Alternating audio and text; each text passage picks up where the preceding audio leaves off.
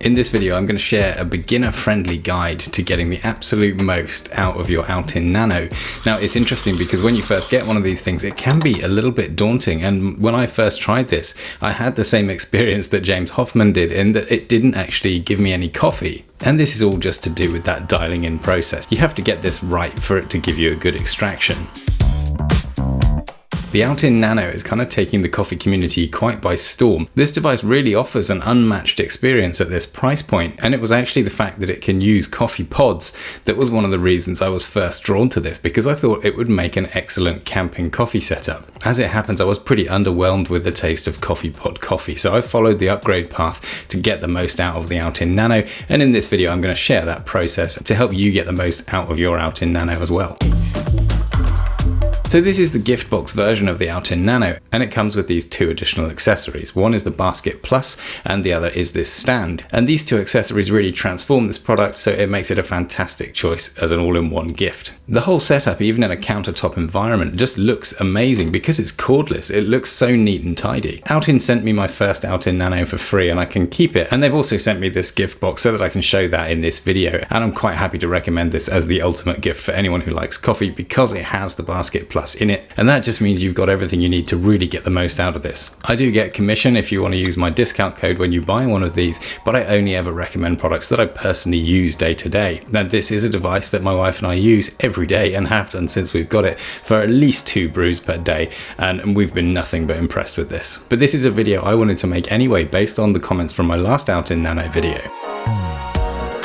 If you're new to this channel, I'm a software developer and workflow enthusiast, and this channel is an eclectic treasure chest exploring all kinds of optimizations to day-to-day workflows. You can follow along with all the tests and experiments, and I'll share my conclusions to help you get the most out of your day-to-day workflows. So this was my first espresso machine, so I hadn't had any experience of dialing in espresso before, and it was a bit of a shock. It felt like it was quite a jump in at the deep end. My first few brews were a disaster. It was either wildly fast and just sort of came straight through as sort of brown water, or nothing really happened and the machine just didn't pump anything out at all. And this can be pretty disheartening when you first get this product. So I want to kind of reassure you that it's worth sticking with and getting this dialing in process sorted out, because once you've really got your head around it, you're going to be making really awesome coffee with this thing.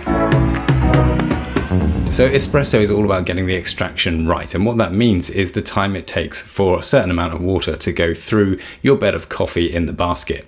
And there are quite a few different ways that you can affect this time that it takes for the water to pass through your bed of coffee according to how you set everything up. Now, obviously we haven't got a huge amount of control of the amount of water that we put into this. It's quite clear that really you're supposed to just work with around about 70 milliliters. There's a little bit of scope for a bit more and obviously a little bit of scope for a bit less. So really the main variable we're working with is the time that it takes for that water to pass through your bed of coffee.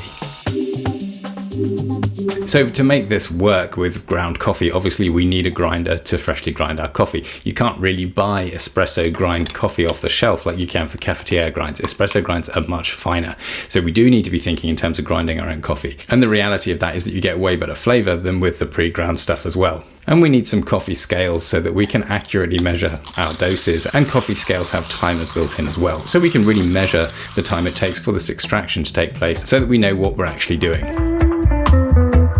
So when we're using the Basket Plus, obviously we get this bigger basket that can hold more coffee than the normal Outin Nano basket. But the really interesting advantage of the Basket Plus is its tamping setup. So it comes with a tamper, but the tamper has a fixed stop to it. So what that means is you can't over compress it. When you use the little scoop in the original Outin Nano, there's nothing to stop it. So it's just your pressure on the bed of coffee. So you're just working with your own sense of how much pressure to apply to tamp with that. And it's very easy to over tamp it, and you just make a dense bed of coffee that will then result in the machine not managing to extract at all. And if you don't tamp it enough, then it might just go through too quickly. So it's much easier to work with a system where you've got a tamper that has the fixed stop, because all you're doing is actually just putting the coffee into the same volume of space inside that basket every single time. And of course that means then that the only variable to the density of the coffee in there is how much you put in. So obviously if you put more coffee in, you're compressing that more coffee into the same space, so the density is going to be higher, and the density of that coffee affects the speed of the water going through it.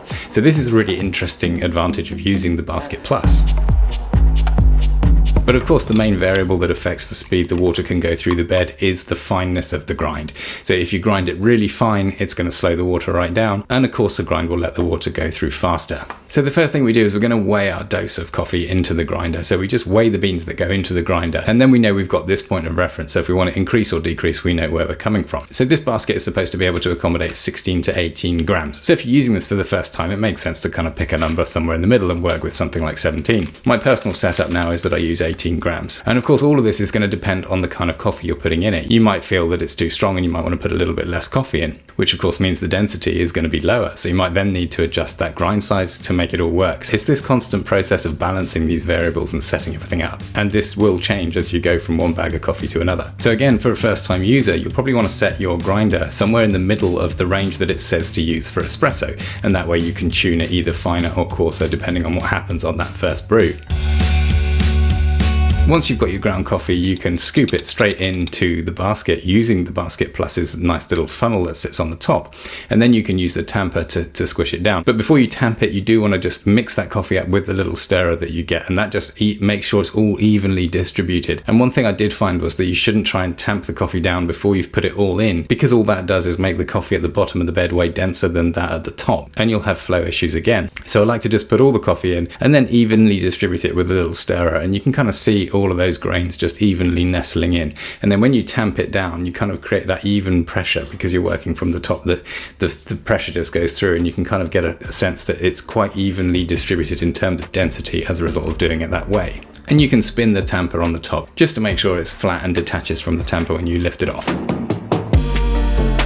So when people talk about espresso, they talk about recipes and yield. And all this is the ratio between the amount of coffee grounds you put into the basket and the amount of espresso that you get extracted out at the end. So a standard espresso has a ratio of 1 to 2. So if we're using 18 grams of coffee in the basket, we're aiming for a 36 gram yield of espresso out at the end. So that's roughly what I'm aiming for with that 30-second extraction time.